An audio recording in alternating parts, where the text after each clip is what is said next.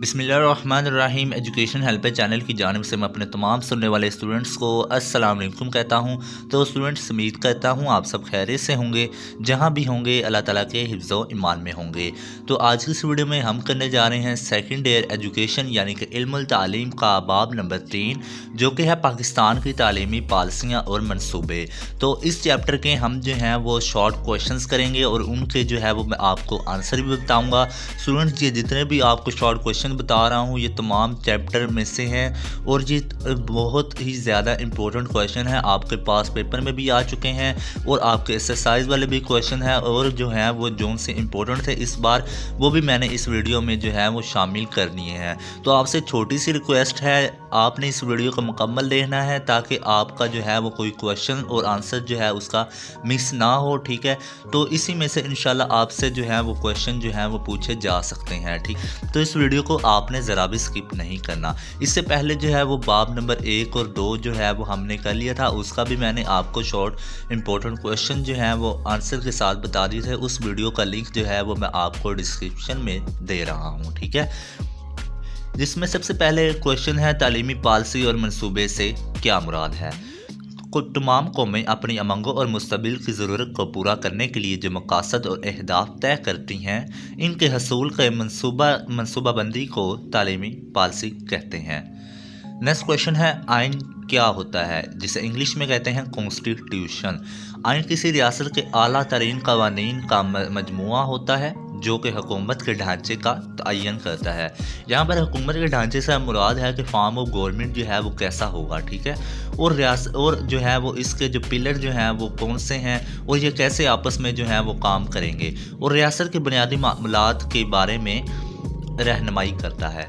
Next ہے نظریاتی مملکت سے کیا مراد ہے؟ نظریاتی مملکت سے مراد کسی بھی قوم کا ایسا خود مختار اور آزاد وطن ہے جو اس کے نظریہ حیات کی بنیاد پر حاصل کیا گیا ہو، جیسے پاکستان ایک نظریاتی مملکت ہے جو کہ اسلامی نظریہ حیات کی بنیاد پر حاصل کیا گیا ہے۔ قائد اعظم نے اپنی پہلی تعلیمی کانفرنس 1947 میں اپنا کیا پیغام پہنچایا؟ تو آپ لکھیں گے اپنی تعلیمی پالیسی اور پروگرام کو ایسے خطوط پر چلانا چاہیے جو ہمارے لوگوں کے مزاج کے مطابق ہوں اور ہماری تاریخ اور ثقافت سے ہم آہنگ ہو، ٹھیک ہے؟ یہ کوٹیشن آپ نے جو ہے وہ لکھ لینی ہے۔ پاکستان کے حصول کا مقصد کیا تھا؟ پاکستان کے حصول کا مقصد یہ تھا کہ یہاں زندگی کے تمام شعبوں میں اسلامی نظریہ حیات کو نافذ کیا جائے گا۔ تحریک پاکستان کا محرک کون سا نعرہ تھا؟ تو وہ نعرہ یہ تھا کہ پاکستان کا مطلب کیا؟ لا الہ الا اللہ۔ پاکستان کا مفہوم چند لائنوں میں لکھیں۔ تو سب سے پہلے جو ہے وہ اس میں آپ کو، جیسا کہ آپ پہلے پڑھے ہیں پاکستان کا مطلب کیا ہے، تو پہلے مطلب کو ایکسپلین کرتے ہیں۔ تو یہاں پر آپ آنسر دیں گے کہ پاکستان کا صحیح مفہوم جاننے کے لیے لا الہ الا اللہ کا مفہوم سمجھنا بہت ضروری ہے۔ یہ کلمہ توحید کا بنیادی جز ہے جس کے معنی یہ ہیں کہ اللہ کے سوا کوئی معبود نہیں، تمام انسانوں کو صرف اللہ کے قانون یعنی کہ قرآن کریم کی پابندی کرنی چاہیے اور اپنی زندگی کو اسوہ رسول صلی اللہ علیہ وآلہ وسلم کے مطابق ڈھالنا چاہیے۔ نیکسٹ کویشچن ہے مطالبہ پاکستان کی 2 وجوہات لکھیں۔ اس میں پہلی جو وجوہات میں سے ایک وجہ ہے وہ ہے بنیادی نظریاتی اختلافات، اسلامی نظریہ حیات کا نفاذ۔ نیکسٹ کویشچن ہے پاکستان کیسی مملکت ہے؟ اسلامی جمہوریہ پاکستان ایک نظریاتی مملکت ہے جہاں تعلیم کو نظریہ پاکستان کے استحکام کا وسیلہ بننا چاہیے۔ نظریہ پاکستان سے کیا مراد ہے؟ نظریہ پاکستان سے مراد ایسا لاہے عمل ہے جس کی بنیاد اسلامی نظریہ حیات پر ہے۔ اس نظریے کا مقصد برصغیر کے مسلمانوں کے لیے ایسے علیحدہ اور خود مختار وطن کا حصول ہے جس میں اللہ اور اس کے رسول کے بنائے ہوئے قوانین کے مطابق زندگی گزار سکیں۔ نیکسٹ کویشچن ہے نظریہ پاکستان کا تعلیمی مفہوم لکھیں۔ نظریہ پاکستان کا تعلیمی مفہوم یہ ہے کہ پاکستان کے نظام میں اسلامی نظریہ حیات، اسلامی تہذیب و ثقافت کی جلا بخشی جائے تاکہ طلباء کی اسلامی تعلیمات کی روشنی میں کردار سازی ممکن ہو۔ نظریہ پاکستان کے 2 عناصر جو ہیں وہ کلمہ توحید ہے اور قرآن و حدیث ہے۔ دو قومی نظریہ کیا مراد ہے؟ بڑا امپورٹنٹ کویشچن ہے، اسے اچھی طرح یاد کیجیے گا۔ پاک اسٹڈی کے حوالے سے بھی بہت زیادہ امپورٹنٹ ہے اور سوکس میں بھی یہ بہت زیادہ امپورٹنٹ کویشچن ہے، ٹھیک ہے۔ دو قومی نظریہ یہ ہے کہ پاک برصغیر پاک و ہند میں برسنے والے مسلمان ہندو دو الگ الگ قومیں ہیں، کیونکہ ان کے مذہب اور رسم و رواج، تہذیب و ثقافت اور اقتصاد، دو زبان اور تاریخ ایک دوسرے سے مختلف ہیں۔ اسلامی نظریہ حیات سے کیا مراد ہے؟ یہ بھی بہت زیادہ امپورٹنٹ کویشچن ہے آپ کے پاک اسٹڈی کے حوالے سے بھی اور جو ہے ایجوکیشن کے حوالے سے اور سوکس کے حوالے سے، ٹھیک ہے۔ اسلامی نظریہ حیات سے مراد ایسا نظریاتی، سیاسی، معاشرتی یا معاشی اور اختلافی نظام ہے جو اسلام نے پیش کیا ہے اور جسے الہامی تعلیمات کی روشنی میں مرتب کیا گیا ہے۔ اسلامی نظریہ حیات کی دو خصوصیات لکھیں۔ اسلامی نظریہ حیات کی دو خصوصیات درج ذیل ہیں۔ پہلا ہے اسلامی نظریہ حیات کی بنیاد کلمہ توحید لا الہ الا اللہ ہے۔ اسلامی نظریہ حیات میں اللہ کے قانون اور رسول صلی اللہ علیہ وآلہ وسلم کے اسوہ حسنہ پر عمل کرنا ضروری ہوتا ہے۔ علامہ اقبال نے برصغیر کے مسلمانوں کے لیے آزاد ریاست کے قیام کے بارے میں کیا فرمایا؟ آپ نے فرمایا، اسلام ایک تمدنی قوت کی حیثیت سے زندہ رہنے کے لیے ضروری ہے کہ ایک مخصوص علاقے میں اس کی مرکزیت قائم ہو۔ قائد اعظم نے نظریہ پاکستان کی کس طرح وضاحت کی ہے؟ قائد اعظم نے دو قومی نظریہ کی وضاحت اس طرح کی ہے کہ ایک موقع پر فرمایا، یہ کوٹیشن میں آپ لکھیں گے، ہم ایک علیحدہ قوم ہیں جن کے پاس اپنی خاص تہذیب و تمدن ہے، زبان، فنون، لطیفہ، عدالتی قانون و ضابطہ، اخلاق، رواج و تاریخ، روایات، رجحانات، امنگیں موجود ہیں۔ مقصد یہ کہ زندگی اور اس کے متعلق ہم ایک خاص تصور رکھتے ہیں۔ بین الاقوامی قانون کے تمام اصولوں کے مطابق ہم ایک علیحدہ قوم ہیں۔ علامہ اقبال نے اسلام کے تصور قومیت کے بارے میں کیا فرمایا؟ اس کا جواب آپ لکھیں گے، علامہ اقبال نے فرمایا، مسلمانوں اور دیگر اقوام عالم میں امتیازی فرق یہ ہے کہ اسلام کا تصور قومیت نہ وطنی ہے، نہ لسانی ہے، نہ نسلی۔ علامہ اقبال نے یہ بات واضح کر دی کہ مسلمانوں کی قومیت کی بنیاد ان کا دین ہے، وطن اور زبان اور نسل ان کی قومیت کی بنیاد نہیں۔ پاکستان میں بننے والی تعلیمی پالیسیوں میں دیے گئے کوئی سے تو عمومی مشترکہ مقاصد تعلیم تحریر کریں۔ تو آپ یہ بھی بہت زیادہ امپورٹنٹ کویشچن ہے اس چیپٹر کے پوائنٹ آف ویو سے، جس میں آپ آنسر لکھیں گے۔ قومی اتحاد اور یکجہتی کو فروغ دینا، فرد اور معاشرہ کی نشوونما اور جمہوریت کو فروغ دینا۔ موجودہ تعلیمی پالیسی 2010-1998 کے دور میں مقاصد تعلیم لکھیں۔ تو یہ مقاصد تعلیم ظاہری سی بات ہے، جب آپ نے چیپٹر کرنا ہے تو لانگ پوائنٹ آف ویو سے جو ہے وہ آپ کا یہ تمام کی تمام تعلیمی پالیسیاں بہت امپورٹنٹ ہیں۔ اس کی جو ہے وہ لانگ کویشچنس کی جو امپورٹنٹ کویشچنس ہیں، لانگ کویشچن کی ویڈیو وہ میں آپ کو ڈسکرپشن میں اس کا بھی لنک دے دوں گا، آپ نے وہ بھی جو کویشچن جو ہیں وہ اچھی طرح یاد کر لینے ہیں، ٹھیک ہے۔ تعلیمی پالیسیوں کے جو آپ کے اہم پوائنٹ ہیں نا، وہ آپ نے جو ہے وہ سارے کی یاد کرنی ہے، ٹھیک ہے۔ بیچ میں سے بندہ اپنا جو ہے وہ کنسیپٹ لکھ سکتا ہے، ٹھیک ہے، لیکن جو آپ کا جو ہے وہ کنسیپٹ اچھا ہونا چاہیے اور آپ کی جو ہیڈنگ ہے وہ سیم ٹو سیم کتاب والی ہی ہونی چاہیے، ٹھیک ہے۔ نصاب کو قرآن اور اسلامی تعلیمات کے عین مطابق ڈھالنا، تدوین نصاب کے عمل کو مسلسل جاری رکھنا۔ نیکسٹ کویشچن ہے، قیام پاکستان کے فوراً بعد پاکستان کو کون سے مسائل درپیش آئے؟ وہ مسائل کچھ یہ تھے کہ پاکستان کا دفاع، مہاجرین کی آبادکاری، کشمیر کا مسئلہ، حکومت کو چلانے کے لیے مادی مسائل کی کمی جیسے مسائل سر فہرست تھے، ٹھیک ہے۔ پہلی تعلیمی کانفرنس کب شروع ہوئی اور کب تک جاری رہی؟ پہلی جو کانفرنس تھی وہ 27 نومبر 1947 کو کراچی سے شروع ہوئی تھی اور 1 دسمبر 1947 تک جو ہے وہ جاری رہی تھی، یہ کراچی میں ہوئی تھی، ٹھیک ہے۔ پہلی تعلیمی پالیسی جو کہ 1947 میں ہوئی تھی۔ 1947 کی تعلیمی کانفرنس میں قائد اعظم کا جو پیغام پڑھ کر سنایا گیا، اس کے 2 نکات لکھیں۔ دنیا میں وقوع پذیر ہونے والی تعلیمی ترقیوں پر نظر رکھنا چاہیے۔ تعلیم صرف کتابی اور نظری علوم کے حصول کا نام نہیں بلکہ علمی اور سائنسی فنی علوم پر توجہ دینی چاہیے۔ اچھا، نیکسٹ کویشچن ہے، 1947 کے وفاقی وزیر تعلیم فضل الرحمان نے صدارتی خطبے میں کیا فرمایا؟ ٹھیک ہے، یہ کوشچن آپ بے شک چھوڑ دیجیے گا، اتنا امپورٹنٹ نہیں ہے یہ کوشچن، لیکن پھر بھی آپ کو میں یہاں پر آپ کا کنسیپٹ جو ہے وہ کلیئر کر دیتا ہوں۔ 1947 کے وفاقی وزیر تعلیم فضل الرحمان نے اپنے صدارتی خطبے میں فرمایا کہ وہ تعلیم میں روحانی عنصر کو سب سے زیادہ اہمیت دیتے ہیں۔ اس عنصر کو نظر انداز کر دیا جائے تو اس کے خطرناک اور تباہ کن نتائج برآمد ہوتے ہوں گے۔ جدید تعلیم کا المیہ دو عظیم جنگوں کی صورت میں ہمارے سامنے ہے۔ ان جنگوں اور وسیع سائنسی ایجادات نے ہمیں سبق دیا ہے کہ اگر سائنسی ترقی اور انسانی اخلاق کی ترقی کو فراموش کر دیا تو نسل انسانی کی تباہی یقینی ہے۔ اچھا، نیکسٹ کویشچن ہے، قائد اعظم نے 11 اکتوبر 1947 کو پاکستان میں اسلامی نظام تعلیم رائج کرنے کے لیے اپنے خیالات کا اظہار کن الفاظ میں کیا؟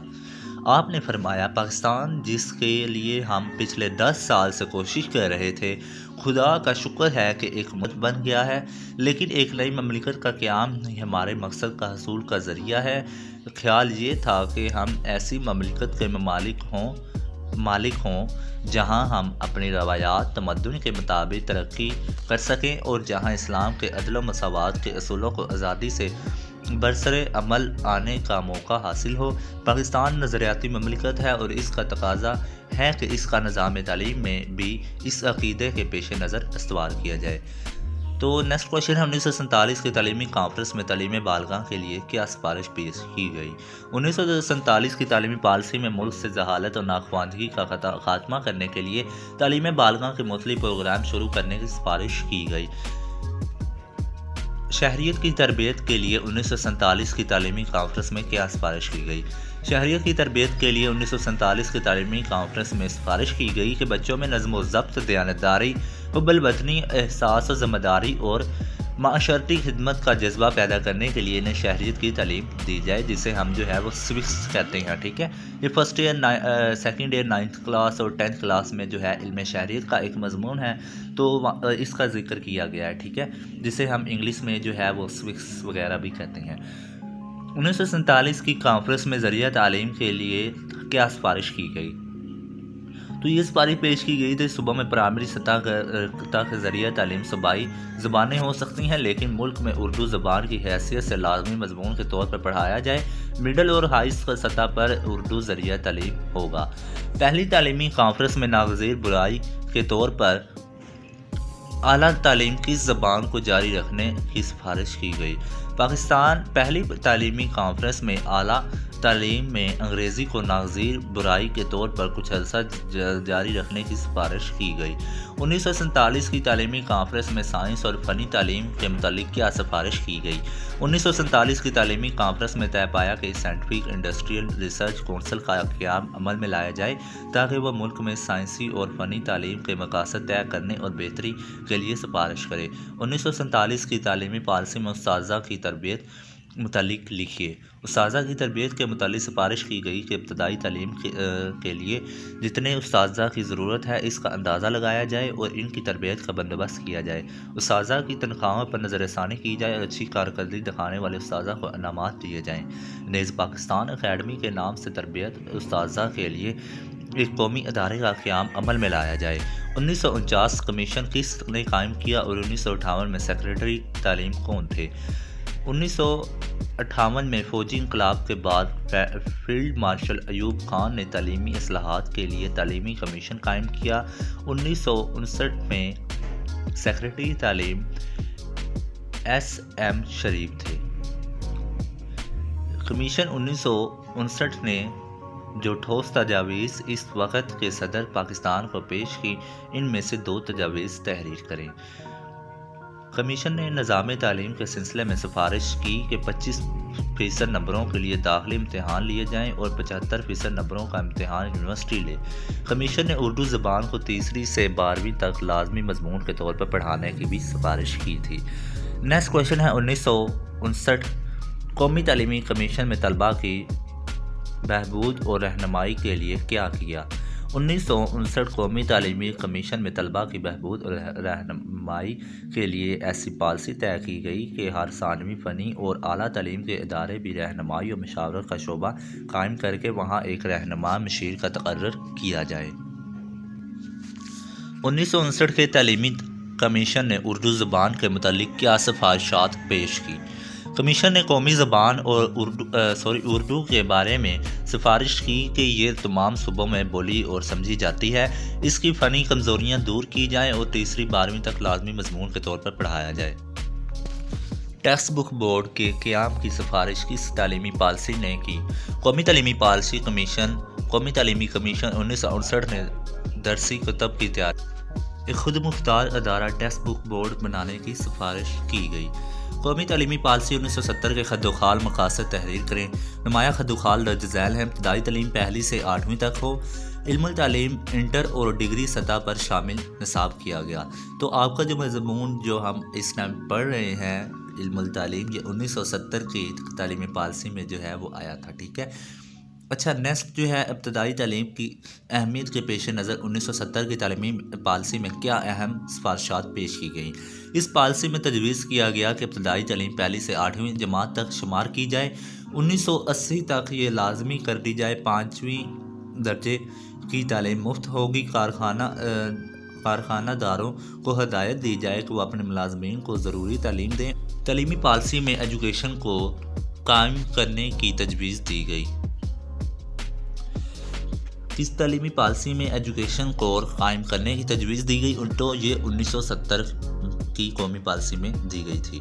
علم التعلیم کو بطور مضمون کی اس پالیسی میں شامل نظام کیا گیا، ٹھیک ہے۔ اوپر بھی ہم پڑھ جائیں، یہ 1970 میں اعلیٰ ڈگری جو کہ انٹر اور کی ڈگری سطح پر جو ہے وہ علم التعلیم کو جو ہے وہ اس میں شامل کیا گیا تھا۔ سائنس کالج اور سائنس اسکول کی اس پالیسی کے کھولنے کی سفارش کی گئی۔ 1970 کی قومی پالیسی میں ہر تحصیل میں سائنس اسکول اور ہر ضلع میں سائنس کالج کھولنے کی سفارش کی گئی۔ 1972-80 کی پالیسی کے حوالے سے لازمی مفت تعلیم کی سفارشات بیان کریں۔ پالیسی میں طے کیا گیا کہ ملک کے تمام بچوں کے لیے میٹرک تک عام اور مفت تعلیم کا بندوبست کیا جائے۔ محدود مالی و مسائل کے پیش نظر یہ طے کیا گیا اکتوبر 1972 سے 8ویں تک اور اکتوبر 1974 سے 10ویں تک فیس بالکل معاف کر دی جائے گی۔ 1979 تک تمام لڑکوں اور 1984 تک تمام لڑکیوں کو لازمی اور مفت تعلیم کی سہولت مہیا کی جائے گی۔ اچھا، نیکسٹ کویشچن ہے، بہت زیادہ امپورٹنٹ ہے، یہ بھی اچھی طرح یاد کیجئے گا کہ علامہ اقبال اوپن یونیورسٹی کا پرانا نام کیا تھا اور اس کے 2 مقاصد یعنی کہ قیام کی وجوہات تحریر کریں۔ یہاں پر آپ لکھیں گے علامہ اقبال اوپن یونیورسٹی کا پرانا نام پیپلز اوپن یونیورسٹی ہے۔ علامہ اقبال یونیورسٹی کے مقاصد درج ذیل ہیں۔ اس کا مقصد ایسے لوگوں کو تعلیم سہولیات مہیا کرنا جو مختلف وجوہات کی بنا پر صبح کی کلاسوں میں باقاعدہ تعلیم جاری نہیں رکھ سکتے۔ اس کا مقصد گھر بیٹھے لوگوں کو خط و کتابت، ریڈیو اور ٹیلی ویژن پر پروگراموں کے ذریعے وقتی کلاسز کی سہولتیں مہیا کرنا۔ نیشنل بک فاؤنڈیشن کی کس تعلیمی پالیسی میں قائم کرنے کی سفارش کی گئی؟ 1972-80 کی تعلیمی پالیسی میں کتب کا ایک ادارہ نیشنل بک فاؤنڈیشن قائم کرنے کی سفارش کی گئی جو کتابوں کی تصنیف و تالیف اور ترجمہ اور ارشاد کا ذمہ دار ہوگا۔ پاکستان پرنٹنگ کارپوریشن کو اس ادارے کا حصہ بنایا جائے گا۔ قومی تعلیمی پالیسی 1972-80 میں فوجی تربیت کے متعلق سفارشات پہ لکھیں۔ قومی تعلیمی پالیسی 1972-80 میں قومی تعلیمی پالیسی مختلف سفارشات جو ہیں وہ درج ذیل ہیں، جس میں پہلے نمبر پر ہے طلبہ کو ملکی دفاع کا اہل بنانے کے لیے کوئی فوجی تربیت لازمی کر دی جائے، طلبہ کو مفت یونیفارم اور آئندہ کلاسوں کے داخلوں میں اضافی نمبروں کی سفارش کی گئی، طالبات کے لیے بھی یہ تربیت لازمی کی گئی۔ اچھا، نیکسٹ کویشچن ہے 1972-80 کی تعلیمی پالیسی کیسی تھی، اس کے نتائج کیا حاصل ہوئے؟ 1972-80 کی تعلیمی پالیسی میں اپنی خوبیوں اور خامیوں کے حوالے سے بہت اہمیت نظر آتی ہے، جس نے تعلیم کو جمہوری عمل کا حصہ بنانے کی کوشش کی، لیکن مالیاتی مشکلات اور پالیسی کے نفاذ میں جلد بازی اور ناقص منصوبہ بندی کی وجہ سے مطلوبہ نتائج حاصل نہ ہو سکے۔ اچھا، نیکسٹ کویشچن بہت امپورٹنٹ کویشچن ہے، یہ بھی اچھی طرح یاد کیجیے گا۔ یونیورسٹی گرانٹ کمیشن یا ہائر ایجوکیشن کمیشن کے قیام پر نوٹ لکھیں۔ 1959 کی تعلیمی پالیسی میں یونیورسٹی گرانٹس کمیشن کے قیام کی سفارش کی گئی، لیکن 1972-80 کی پالیسی کے تحت اس کا قیام عمل میں آیا۔ اعلیٰ تعلیم اور یونیورسٹیوں کے تمام معاملات کے فیصلے کرنا اس کمیشن کے دائرہ میں اختیار میں ہے۔ اس کمیشن کا موجودہ نام ہائر ایجوکیشن کمیشن ہے، یعنی کہ HEC ہے۔ قومی تعلیمی ایجوکیشن 1979 کی تعلیمی پالیسی کے 2 اہم خصوصیات، سفارشات یا مقاصد لکھیں۔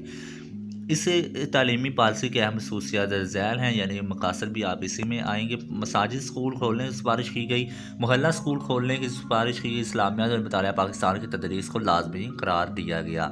ٹھیک ہے، 1979 کی تعلیمی پالیسی میں ہمہ غیر ابتدائی تعلیم کے متعلق کیا کہا گیا؟ کہا گیا کہ اسکول میں داخلہ کی عمر کو پہنچنے والے تمام لڑکوں کو 1987 تک اور تمام لڑکیوں کو 1992 تک اسکولوں میں داخل کرنے کا انتظام کیا جائے۔ اس لیے 5 سالوں میں 13,000 پرائمری اسکول کھولنے کا انتظام کیا گیا۔ مساجد اسکول بہت امپورٹنٹ کوشچن ہے، یہ بھی اچھی طرح یاد کیجیے گا۔ مساجد اسکول کیا ہے؟ محلہ اسکول کے لیے کی گئی 2 سہولتیں لکھیں۔ مسجد اسکول سے مراد ایسے اسکول جن کے قیام کی سفارش قومی تعلیمی 1979 میں ابتدائی تعلیم کے فروغ اور خواندگی میں اضافے کے لیے کی گئی۔ طے کیا گیا کہ ان اسکولوں میں قرآن اور مذہبی تعلیم کے ساتھ ساتھ ابتدائی تعلیم کے دوسرے مضامین شامل کیے جائیں گے۔ امام مسجد کی مدد کے لیے ایک تربیت یافتہ استاد کا تقرر عمل میں لایا جائے گا۔ ابتدا میں 5,000 مساجد اسکول کھولنے کا پروگرام بنایا گیا۔ دیہی ورکشاپ اسکول پر نوٹ لکھیں، یہ بھی بہت امپورٹنٹ کویشچن ہے۔ تعلیم حاصل نہ کرنے والے تعلیم مکمل کرنے سے پہلے اسکول چھوڑ دینے والے بچوں کی تربیت کا ملک میں کوئی انتظام نہیں تھا۔ ایسے بچوں کو حصول معاش کے قابل بنانے کے لیے 1,000 دیہی ورکشاپ اسکول کھولنے کا فیصلہ کیا گیا۔ ایسے ورکشاپ اسکولوں میں تربیت یافتہ عملہ مقرر کرنے کے علاوہ پیشہ ورانہ لوگوں سے مدد لینے کا پروگرام بنایا گیا۔ خصوصی بچوں سے کیا مراد ہے؟ خصوصی بچوں سے مراد ایسے بچے ہیں جو ذہنی یا جسمانی لحاظ سے دوسرے بچوں سے مختلف ہوں اور ان میں زیادہ تر معذور، گونگے، بہرے، ذہنی طور پر پاسماندہ، نابینا بچے شامل ہوں گے۔ 1979 میں کی تعلیمی پالیسی میں اسلامی مدارس کے بارے میں کیا سفارش کی گئی؟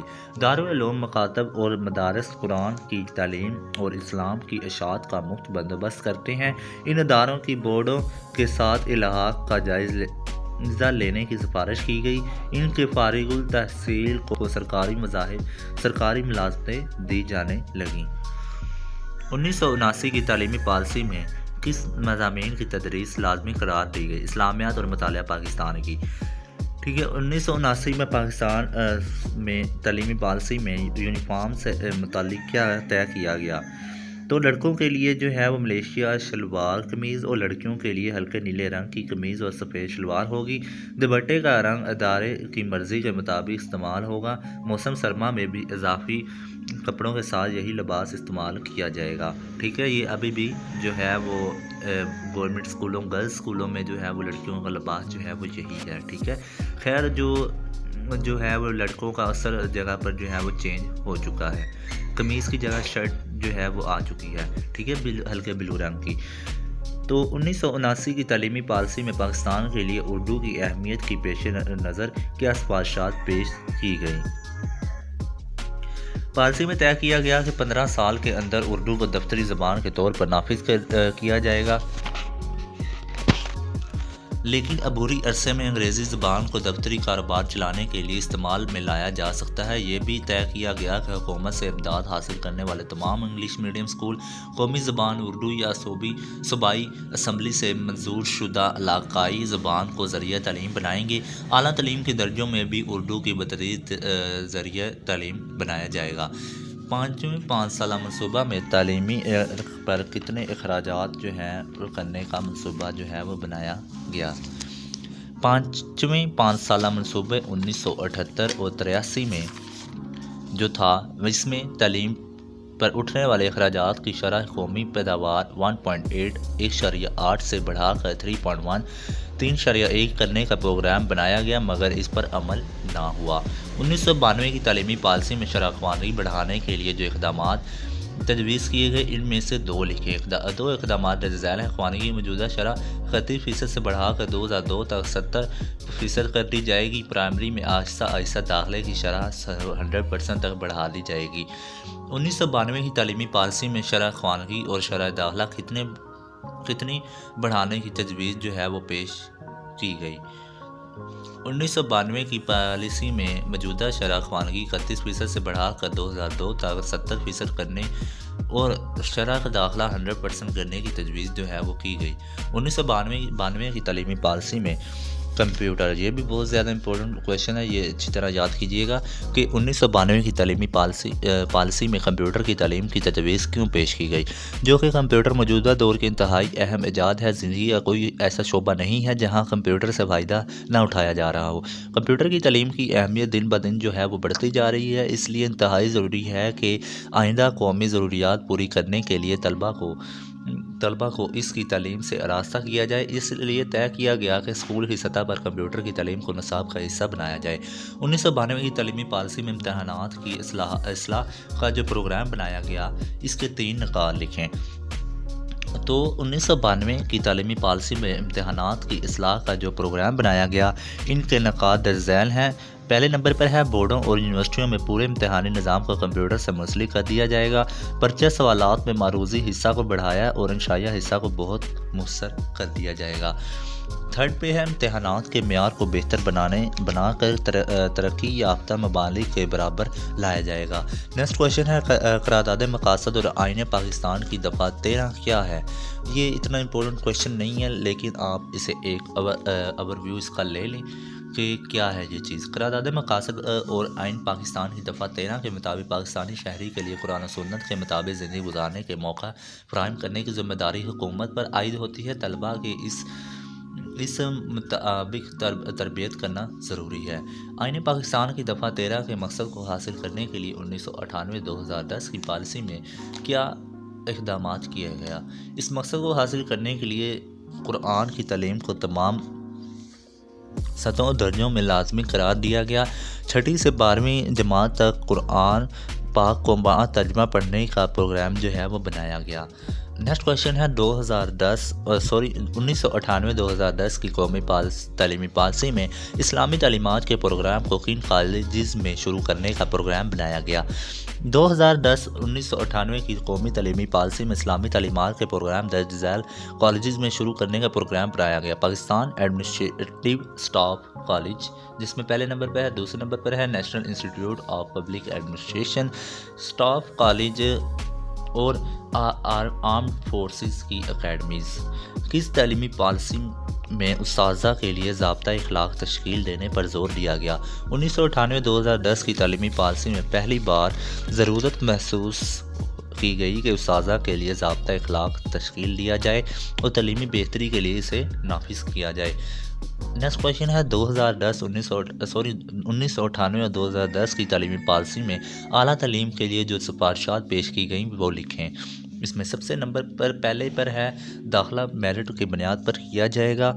ڈگری کی سطح کی تعلیم کو بین الاقوامی معیار کے مطابق بنایا جائے گا۔ یونیورسٹیوں کو مزید کیمپس کھولنے کی سہولیات دی جائیں گی۔